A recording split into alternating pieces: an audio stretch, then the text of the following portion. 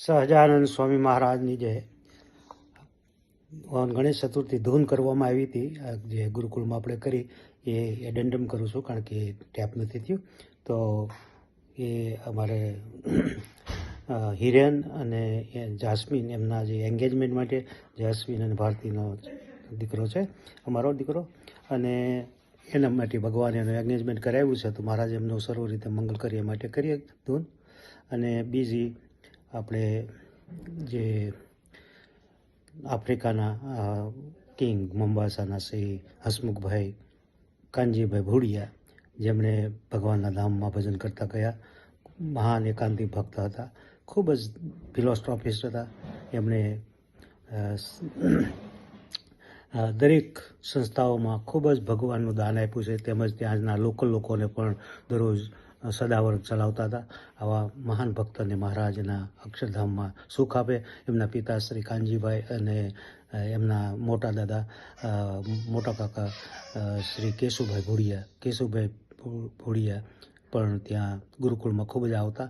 શાસ્ત્રીજી મહારાજ સાથે ખૂબ જ એમને હેત હતું. આ રીતે આવા મહાન ભક્તની આ સત્સંગમાં ખોટ પડી છે. ભગવાન તેમના આત્માને સર્વ રીતે મંગલ કરે તેવું પ્રાર્થના કરીએ. બીજું, આપણે